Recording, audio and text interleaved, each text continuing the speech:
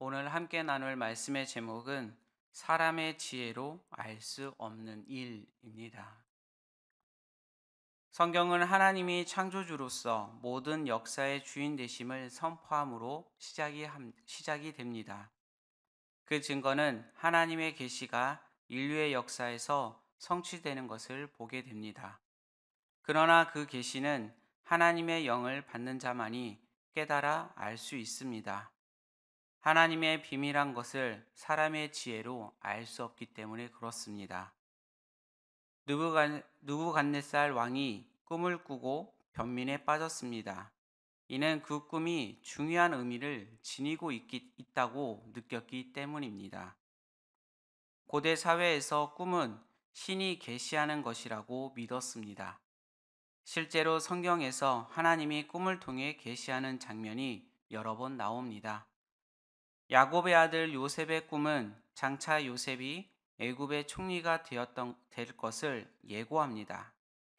예수님의 아버지인 요셉도 예수님의 탄생에 대한 꿈을 통해 하나님의 말씀을 받았습니다. 우리 마태복음 1장 20절의 말씀을 함께 읽겠습니다. 이 일을 생각할 때에 주의 사자가 현몽하여 이르되 내 아내 마리아를 데려오기를 무서워하지 말라. 그에게 잉태된 자는 성령으로 된 것이라. 하나님이 꿈을 통해 사람에게 계시하심은 하나님이 모든 역사를 주관하시는 역사의 주관자이시기 때문에 그렇습니다. 하나님은 미래의 일을 사람에게 계시하심으로 자신이 역사의 주인이심을 보이십니다. 유의 선지자는 말세에 하나님이 성령을 만민에게 부어 주셔서 자녀들이 장래의 일을 말하고 젊은이들은 이상을 보며 늙은이들은 꿈을 것이라고 예언을 합니다.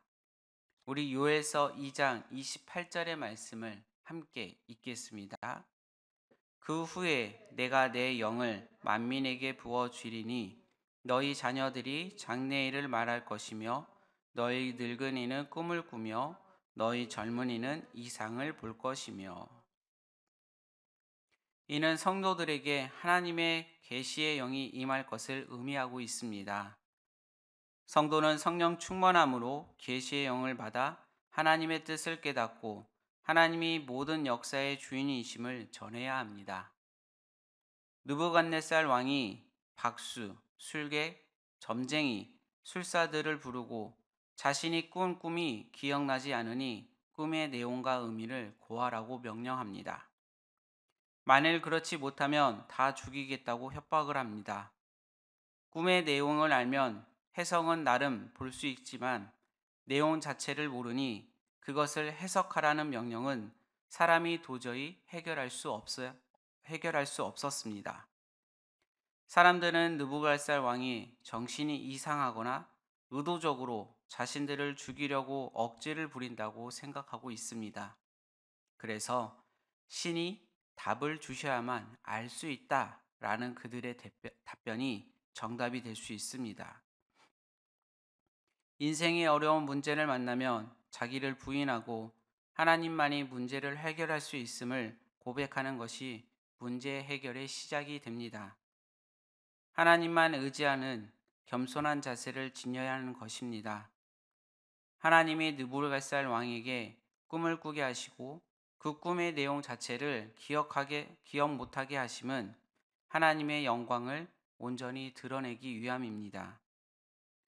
느부갓네살 왕이 꿈을 기억하면 바벨론의 술사들이 마음대로 꿈을 해석할 수 있기 때문에 그렇습니다. 하나님은 그러한 가능한 자체를 봉쇄하고 성령님이 아니면 그 문제를 절대로 풀지 못하게 만드셨습니다. 하나님은 바벨론의 모든 술사가 못한 것을 성령의 사람 다니엘을 통해 해결케 하심으로 이스라엘 하나님 여호만이 진정한 신이심을 온 만천하에 드러내고 있습니다. 오늘날에는 성경이 있습니다. 그리고 하나님은 성도들에게 계시의 영을 부어주사 성령을 읽고 듣고 깨닫고 지켜 행할 뿐 아니라 세상에 선포케 하십니다.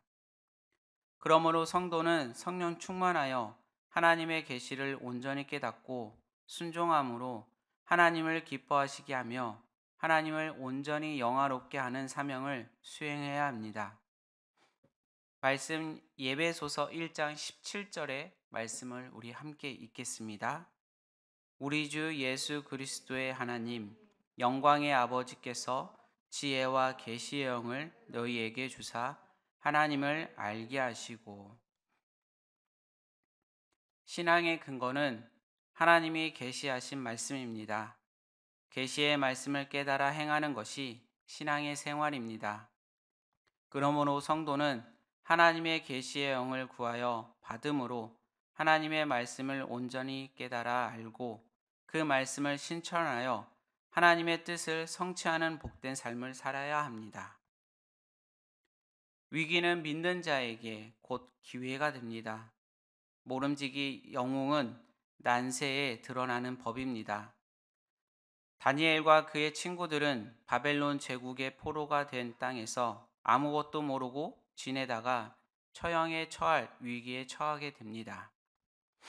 다니엘에게 이 상황이 난데없는 시련이었지만 하나님에게 이 상황은 다니엘과 그의 친구들에게 자신이 누구인지를 알게 하며 포로가 된 자리에서도 다니엘과 함께 하시는 전능하고 신실하신 자신의 성품을 계시하는 자리가 되었습니다. 육체와 함께 살지 아니하는 신들 외에는 없다라는 박수와 술객들의 고백처럼 다니엘과 그의 친구들을 통해 앞으로 이루어지며 그 덕분에 그들은 살 수 있게 됩니다. 다니엘과 그의 친구들이 온 갈대아 박수와 술객을 위한 축복의 통로로 쓰임받게 되는 것을 볼 수 있습니다. 위기와 시련을 만날 때 그 이유와 원인이 분명히 드러내지 않아 낙심이 되고 딱히 해결해 나갈 구멍을 찾지 못하게 되더라도 하나님을 원망하거나 쉽게 절망에 빠져서는 안 됩니다. 하나님이 당신의 자녀에게 허락하신 위기와 시련은 항상 좋은 것이기 때문에 그렇습니다.